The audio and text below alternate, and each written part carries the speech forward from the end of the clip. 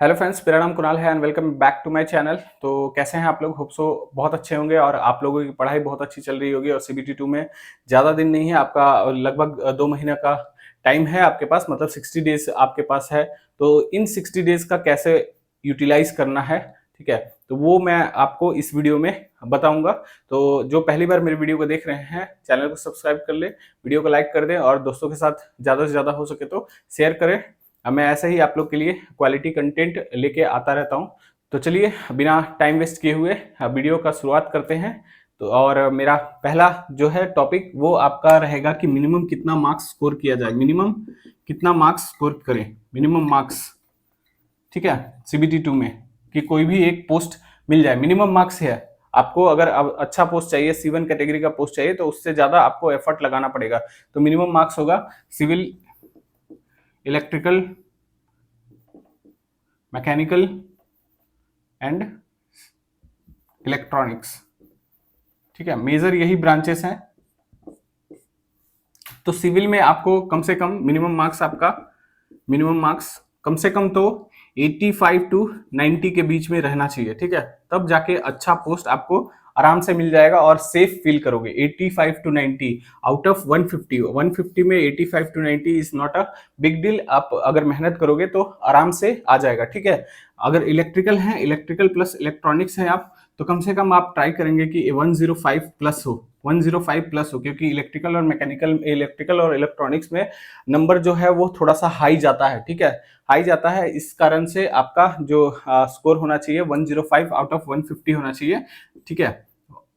और जो मैकेनिकल वाले हैं, मैकेनिकल वाले कम से कम तो 103 प्लस का टारगेट लेके चलेंगे, 103 प्लस का टारगेट। एक दो नंबर का ही इधर उधर होता है इलेक्ट्रिकल और इलेक्ट्रॉनिक्स में, तो 103 का आप टारगेट लेके चलना है आपको, ठीक है। तो नेक्स्ट है आपका कि CBT 2 का कैसे, मतलब अभी 60 डेज है तो कैसे यूटिलाइज करें, क्या करें। बहुत लोगों का दिक्कत होता होगा, हमारे साथ भी सेम दिक्कत था कि मतलब इतना जल्दी एग्जाम आएगा तो कैसे करें, बहुत ज्यादा सिलेबस पड़ा हुआ है, तो बहुत सारा टेंशन रहता है कि सिलेबस कंप्लीट नहीं हुआ, क्वेश्चन नहीं सॉल्व हो रहे हैं। अब पढ़ तो लिया है बट ऑब्जेक्टिव सॉल्व नहीं हो पा रहे हैं, थ्योरी पढ़ लेते हैं उसके बाद याद नहीं हो पाता है, ठीक है, बहुत सारा टेंशन रहता है। ऐसा नहीं है कि आपके साथ ही है, एक सबके साथ सेम सिचुएशन रहता है। ऐसा नहीं है कि मतलब मैं जब पढ़ता था तब मुझे सब कुछ याद रहता था, ऐसा कुछ नहीं है।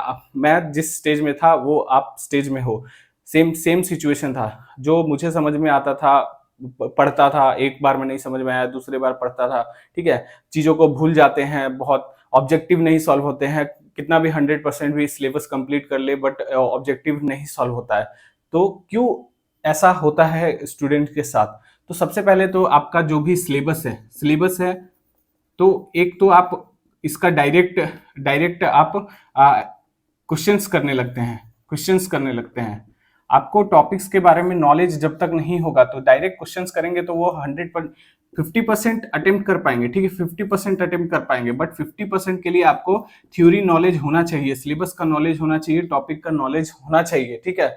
ऐसा नहीं है कि आप ऑब्जेक्टिव कर लोगे, ऑब्जेक्टिव करके और चले जाओगे तो आपका एग्जाम निकल जाएगा, आपको सिलेबस को कवर करना पड़ेगा। तो ये माइंड में डाल लीजिए कि PYQ कर ले रहे हैं या फिर ऑब्जेक्टिव क्वेश्चंस कर ले रहे हैं तो जाके मेरा एग्जाम निकल जाएगा, ठीक है। तो ऐसा कुछ नहीं होने वाला है। अगर सिलेबस आपको 70% भी कंप्लीट नहीं है तो अगर PYQ ऑब्जेक्टिव के भरोसे जाओगे तो कंपटीशन बाबू बहुत ज्यादा है, ठीक है, कंपटीशन बहुत ज्यादा है। तो कंपटीशन ज्यादा है तो आपका ये पॉसिबल नहीं है, ठीक है। तो आपको सिलेबस को कम से कम तो 70% एटलीस्ट कीजिए, 70% इसका थ्योरी कीजिए, कम से कम तो कीजिए, ठीक है। आपको न्यूमेरिकल नहीं समझ में आता उसको स्किप कर दीजिए, न्यूमेरिकल ज्यादा नहीं आता है, ठीक है, आपको कम से कम थ्योरी पढ़िए। तो चीजें बार बार क्यों भूल जाते हैं? क्योंकि रिवाइज नहीं करते हैं। देखो टॉपिक मैंने एक एक टॉपिक पढ़ा, ठीक है, टॉपिक एक पढ़ा, उसको छोड़ दिया, 10 दिन छोड़ दिया, 15 दिन छोड़ दिया, तो धीरे धीरे मेमोरी से बाहर हो जाता है, ठीक है। तो टॉपिक को रिवाइज करो यार, रिवाइज करो, ठीक है, रिवाइज करो, प्लस टॉपिक अगर कर रहे हो तो उसका ऑब्जेक्टिव करो, ऑब्जेक्टिव करो। ऑब्जेक्टिव नहीं करोगे तो माइंड में वो जाके बैठेगा नहीं, ऑब्जेक्टिव करोगे तो आइडिया लगेगा, याद रहेगा कि ये 4 ऑप्शन है, ये 4 ऑप्शन में से ये करेक्ट आंसर है, ठीक है। तो वो ऑब्जेक्टिव करोगे तो ज्यादा से ज्यादा ऑब्जेक्टिव करोगे तब जाके आपको याद रहेगा, ठीक है। तो मेन चीज है आपका रिवीजन, रिवीजन प्लस आपका ऑब्जेक्टिव। ऑब्जेक्टिव ऐसा नहीं है कि सिर्फ पीवाईक्यू करो, पीवाईक्यू करो और नए क्वेश्चंस जो है वो नहीं करो। न्यू क्वेश्चंस करना बहुत जरूरी है। पीवाईक्यू के भरोसे रहोगे तो मैं लिख के देता हूँ एग्जाम नहीं निकलेगा, ठीक है, अगर न्यू क्वेश्चंस नहीं करोगे। पीवाईक्यू क्या है, 20 to 30% आएगा, 20 to 30% आएगा।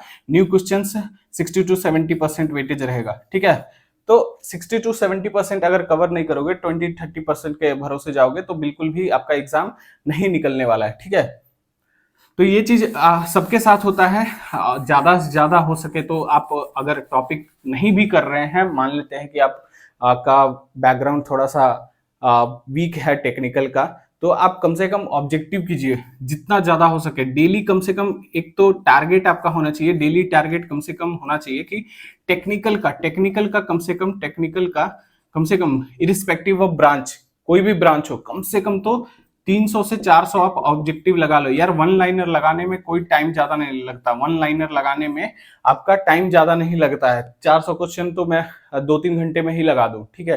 तो 300-400 क्वेश्चन डेली लगाना है आपको, डायरेक्ट 2 महीने एक एक क्वेश्चन को। ऐसा नहीं है कि न्यू क्वेश्चंस नहीं, ऐसा नहीं है कि मतलब एक बार लगा लिए तो एकदम कंठस्थ हो गया, एकदम मेमोरी में बैठ गया। वही क्वेश्चंस बार बार लगाओ, तब जाके आपको परफेक्ट एग्जाम में बैठोगे ना तो मेरा बात याद रखोगे कि सर ने बोला था ये इस क्वेश्चन में तो मुझे 1 सेकंड भी नहीं लगा अटेम्प्ट करने में। तो आपको हिट करेगा वो चीज कि मैंने ये 4 बार पढ़ा है और ये 100% करेक्ट है, ठीक है।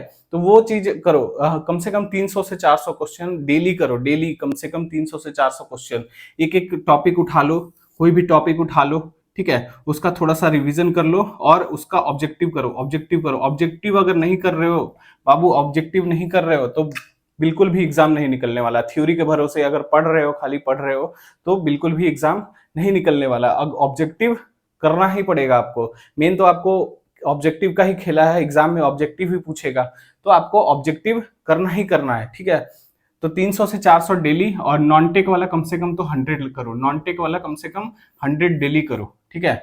नए नए टॉपिक जो आपका एग्जाम में पूछे जाते हैं, ठीक है, आपका जो भी है, जो नॉन टेक में आपका फिजिक्स केमिस्ट्री भी कवर होता है, आपका जनरल अवेयरनेस होता है, आपका ये इन्वायरमेंट होता है, कंप्यूटर होता है, तो सारे का मिला के कम से कम 100 क्वेश्चंस डेली करो ताकि माइंड में रहे वो क्वेश्चंस, ठीक है। ऐसा नहीं है कि डेली मैं बोल रहा हूँ कि 300-400 क्वेश्चंस मतलब न्यू करो, ऐसा नहीं है। उसी को रिवाइज करते रहो। रिवाइज करने में ज्यादा टाइम नहीं लगता। एक बार अगर क्वेश्चंस आपने कर दिया ना, एक बार क्वेश्चंस वो चैप्टर के कर दिए ना, मान लेते हैं कि 300-400 क्वेश्चन एक चैप्टर के हैं, तो वो क्वेश्चंस दोबारा करने जाओगे ना तो अरे ये मुझे आता है, ये मुझे आता है, ये मुझे आता है, ये मुझे आता है, ऐसे ऐसे करके मतलब 15-20 मिनट में फिर 300-400 क्वेश्चन होने लगते हैं, ठीक है। तो ये बिग डील नहीं है, आप कर सकते हो। और 2 महीना मैं मतलब यही एडवाइस दूंगा कि इतना क्वेश्चन डेली करें, ठीक है। कम से कम तो 400-500 क्वेश्चन डेली करें, 400 से 500 दोनों मिला के डेली करें, नॉन टेक प्लस टेक्निकल, ठीक है। आपका प्योरली ऑब्जेक्टिव बेस्ड एग्जाम है, ठीक है, तो ऑब्जेक्टिव पे ही पूरा खेला है। अगर बुक्स है तो बुक्स से करो, बुक्स है तो उससे करो, नहीं तो वाईसीटी वाला ले लो, यूथ वाला, ठीक है, यूथ टाइम्स वाला ऑब्जेक्टिव प्रीवियस ईयर वाला, उससे करो। प्लस मैकेनिकल वाले हैं तो कम से कम आप आर एस खुरमी पूरा करें, ठीक है। जो भी टॉपिक है आपका आर एस खुरमी, सिविल वाले हैं तो कम से कम आप सिविल बूस्टर में जो भी दिया हुआ है आपका ऑब्जेक्टिव वो करें, ठीक है। अगर इलेक्ट्रिकल वाले हैं आर के राजपूत करें, आर के राजपूत पूरा कर लें, ठीक है। इसी से क्वेश्चन ज्यादा आएगा, मैं क्वेश्चन देखा हूं इसका, बहुत इजी क्वेश्चन है, ज्यादा कुछ नहीं है, ठीक है। तो आर के राजपूत फॉलो करोगे आराम से एग्जाम निकल जाएगा, ठीक है। तो मेन है आपका ऑब्जेक्टिव करना, ऑब्जेक्टिव नहीं करोगे तो बिल्कुल एग्जाम नहीं निकलने वाला है, ठीक है।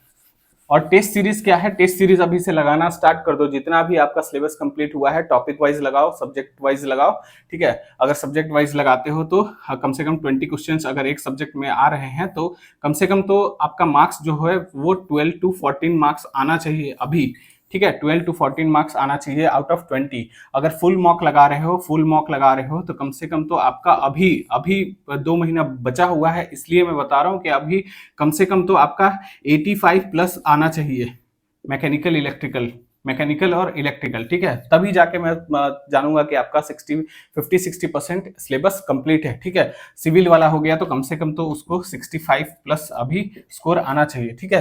तो इतना अगर आ रहा है तो आप अच्छा पाथ पे हैं, ठीक है, एग्जाम क्रैक करने के, ठीक है। अभी 2 महीना है, इसको बूस्टअप करके 20-30 मार्क्स आराम से इंक्रीज किया जा सकता है, ठीक है। तो टेस्ट कौन सा लगाना है, टेस्ट आपका टेक्स्ट बुक का लगा लो, टेक्स्ट बुक का अच्छा एक्सप्लेनेशन रहता है, ठीक है। टेक्स्ट बुक का आप टेस्ट लगाओ, और अपना जो भी है टेक्स्ट बुक अगर टेस्ट लगाते हो तो उसमें एक्यूरेसी का भी फंडा रहता है, एक्यूरेसी का भी, ठीक है। एक्यूरेसी भी उससे अच्छा हो जाता है, प्लस आपको चीज़ों को एनालाइज करने में पता चलेगा कि मतलब मेरा सब्जेक्ट कौन सा वीक है, उस पर वर्क करोगे। तो टेस्ट लगाना बहुत जरूरी है, ठीक है। अब आते हैं अटेम्प्ट करने पे कि कितना क्वेश्चन अटेम्प्ट करना चाहिए। तो क्वेश्चन अटेम्प्ट करना ऐसा नहीं है कि कोई बोलेगा इतना 100% अटेम्प्ट करो, इतना अटेम्प्ट करो, उतना अटेम्प्ट करो, जितना आता है एक्यूरेसी के साथ अटेम्प्ट करो, एक्यूरेसी के साथ अटेम्प्ट करो, ठीक है। जितना भी आता है, मान लेते हैं 150 में मुझे 130 ही आता है, इसमें से 20 गलत ही हो गए, कोई दिक्कत नहीं है यार, 110 तो सही है। इसमें तीन से डिवाइड ये कर लो, मतलब 1/3 नेगेटिव है ना, 1/3 नेगेटिव है, इंटू कर लो, ठीक है। तो ज्यादा मार्क्स इसमें कटेगा नहीं, ठीक है।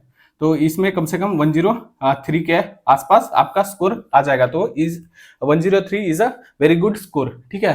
तो एक्यूरेसी पे ध्यान दो, कम से कम 20-25 से ज्यादा गलती नहीं होना चाहिए, 20-25 से ज्यादा गलती नहीं होना चाहिए। अगर 130 प्लस 135 प्लस आप अटेम्प्ट कर रहे हो तब, ठीक है।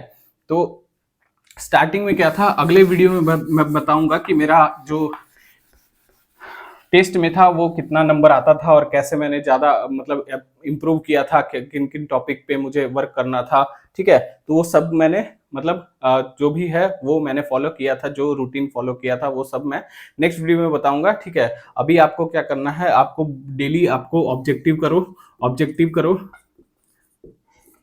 और प्लस आपका टेस्ट दो, टेस्ट दो, ठीक है। डेली ऑब्जेक्टिव मैंने जैसा बताया 400 से 500 कम से कम दोनों टेक प्लस नॉन टेक करके लगाओ, नॉन टेक करके लगाओ, ठीक है।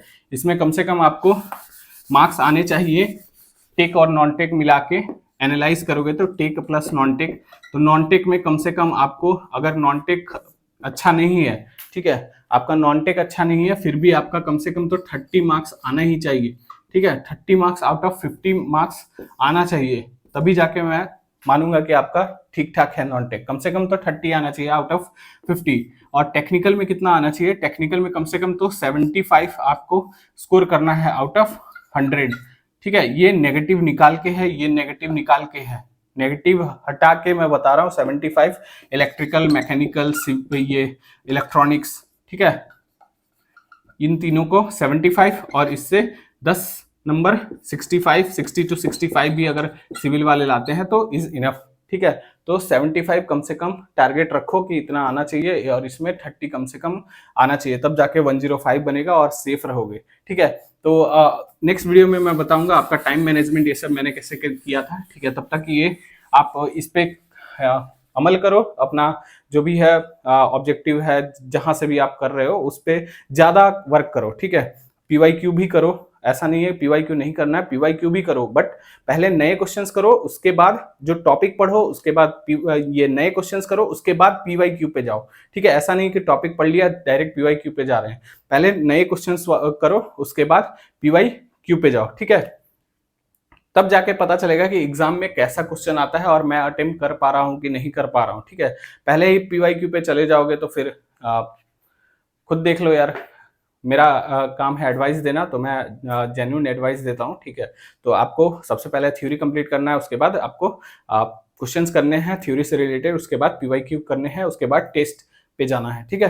तो 4 स्टेप है आपका सक्सेस का, और 2 महीना बचा हुआ है, अच्छे से मेहनत कीजिए, बहुत मतलब ज़्यादा लगन मेहनत कीजिए, ताकि आप हमारे यूनिट में हमारे साथ वर्क कर सके, ठीक है। तो चलिए नेक्स्ट वीडियो मेरा रहेगा आपका सेपरेट जोन ले लेंगे कि किस जोन में कितना कट ऑफ गया था पिछली बार, और मेरिट इंडेक्स कितना टारगेट करना चाहिए, वो मेरा नेक्स्ट रहेगा। टाइम उतना मिलता नहीं है वीडियो बनाने का, इसलिए मैं रेगुलर नहीं बना पाता हूँ, ठीक है। बट ट्राई करूंगा मैं रेगुलर आपको वीडियो प्रोवाइड करूँ, ठीक है। तो चलिए मिलते हैं नेक्स्ट वीडियो में, तब तक के लिए जय हिंद जय भारत, थैंक यू।